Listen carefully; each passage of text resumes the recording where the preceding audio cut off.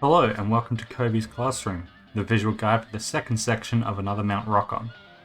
This guide was created using the strats currently being used on the Materia Party Finder. This is the setup that we'll be using for this guide. The first thing to note about this bridge section is the wind sprites on the sides. These will move around, charge up, and do a line AoE in front of them. They always move in a set pattern. You should always be looking out for them, but I'm going to show you how we path it to avoid most of them. We begin by pulling the Shishu Kotengu down to the southeast and it begins to cast rightward blows, leftward blows, or backward blows. This will face a random player, cleave in front of them, and then in the specified direction.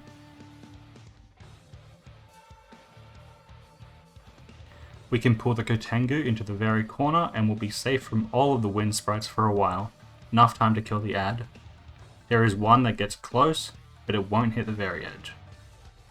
Wrath of the Tengu is a raid wide that inflicts a bleed, so get ready for healing. Gaze of the Tengu is a gaze mechanic, so just look away before the cast finishes. From then on it will just repeat the same mechanics until it's dead. When moving to the second ad, make sure to keep looking out for sprites. There's these ones here that can cleave across. We usually just fight this guy, the Shishu on Mitsugushira, near the wall too, but here in the middle, the north and south sprites can cleave downwards and hit us, so be careful. He uses Juji Shuriken, which is a skinny line AoE in the direction he's facing, and this is pretty much the only thing he does. He casts Isen, which is a targeted tank buster, and then he'll use Huton, increasing his cast speed and 4 more quick Juji Shuriken, so just watch out and move. Now we move on to the last out of the dungeon, which is just another Kotengu. Fight him the exact same way as the first one. There is one sprite which can cast across this row, but after it's done the corner is safe again. Now we can move on to boss 2, Gorai the Uncaged. This is the waymark setup we use for this fight. It's just to help with a limit cut mechanic later on. For most mechanics in this fight, we'll position support players north and DPS players south. The fight begins and Gorai will cast Unenlightenment, a raid-wide AoE that applies a burn, so be ready to heal through this. Next, we get Seal of Scurrying Sparks, which will give 2 players a pair stack debuff. We want one of these players north and the other one south.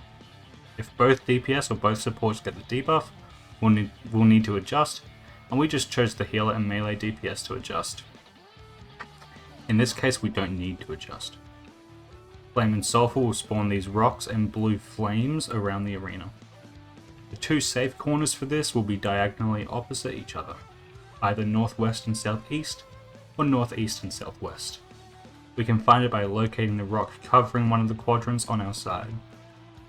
The rocks and flames will show their respective AoEs, and Gorai will start glowing either blue or red.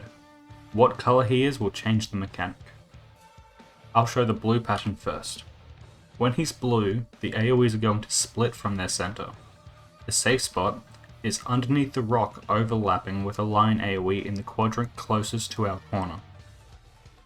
Brazen Ballad finishes, the AoE split, and the stack debuffs will resolve.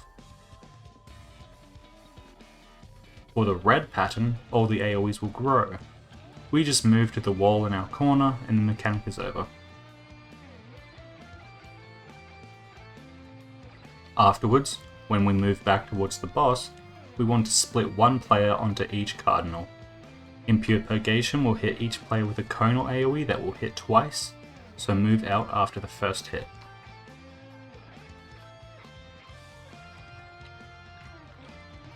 Thundercall will summon these lightning orbs around the arena. The ones in the middle are shifted slightly towards one of the corner ones. Our safe corner is the one that they're furthest away from. Humble Hammer will target the healer with an AoE that will minimize anything hit by it.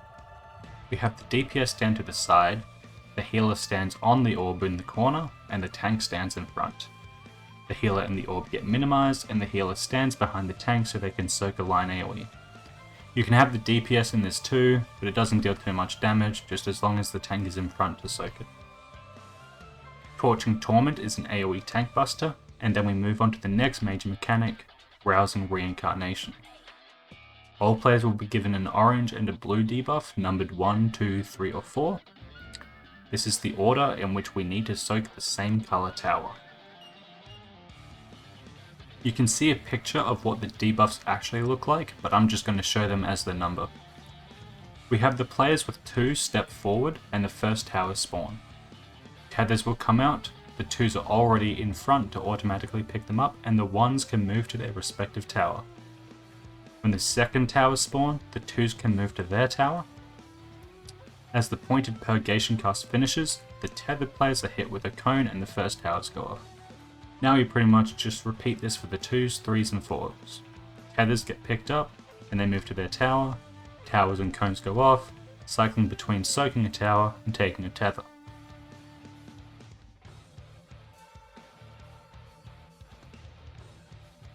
The final set goes off and it's done. We get hit with another Unenlightenment, then Seal of Scurrying Sparks 2.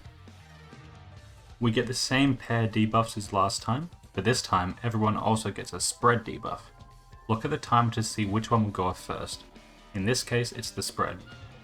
Since both supports have the stacks this time, the melee DPS and healer will adjust.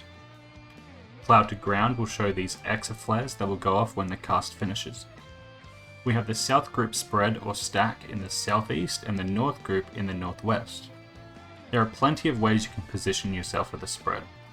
This one gives melee more uptime, or you could do this, which is a bit safer. Just respect the mechanic enough and don't clip other players and you'll be okay.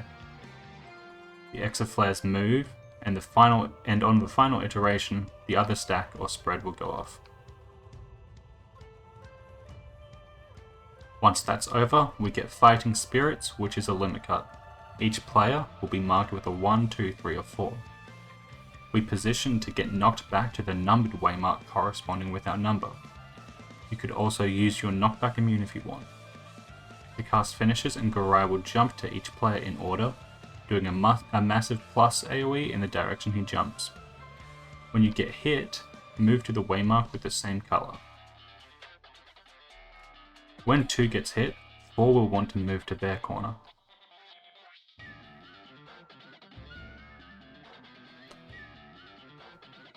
At the end, Gorai will jump to the middle with an AoE, so we want all players to be positioned on a cardinal. We get another Torching Torment, and then Malformed Reincarnation, the last mechanic of the fight.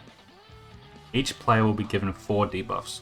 The first one will drop a tower, but it's actually not important to pay attention to, so I'm not even going to show it. Everything will be taking place with the 1, 2, 3 debuffs. Essentially, to resolve this, we want to have a blue 1 and an orange 1 on each side, north and south. We begin by pre-positioning supports north and DPS south. There's 2 patterns in which the debuffs can be given out. Either 2 players will have their 1, 2, 3 the same, or nobody will. If players have 1, 2, 3 the same, we send those players south and the other players north, and we already have our 2 groups. If nobody has them the same, we have the melee and healer adjust again if needed to ensure an orange 1 and blue 1 on each side.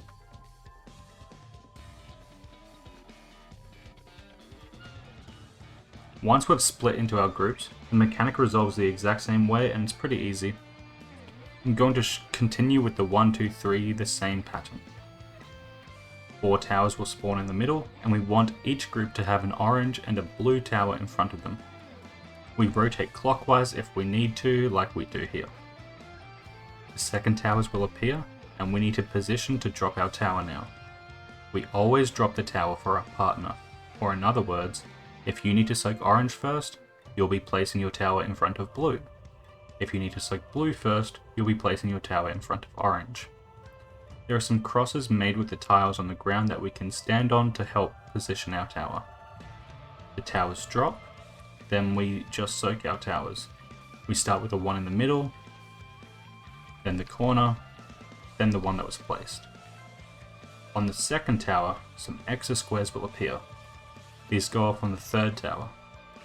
We move into the safe spot from the first squares, then the safe spot for the second, and after, the mechanic is over. You can completely skip this mech in extreme mode if your damage is good enough. The fight is pretty much over now. We get another Flame and Sulfur, then Unenlightenment, and then Enrage. If you manage to clear, congratulations. If not, you'll get it next time. The guide for Boss 3 will be out soon. If you like this video, leave a like, comment, or subscribe. You can find me on Twitch or Twitter at BigKobeLive. Currently I'm streaming Mount Rokkon Savage, Blue Mage, and the 100,000 Gemstone Fate grind where we just chill and listen to music. I'll see you in the next one. Peace.